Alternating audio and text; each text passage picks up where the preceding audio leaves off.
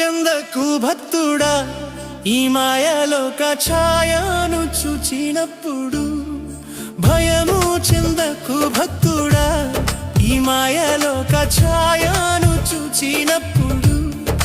భయము చెందకు నీకు జయము దయచేయువాడు భయము చెందకు నీకు జయము దయచేయువాడు దేవుడే యెహోవాయున్నాడు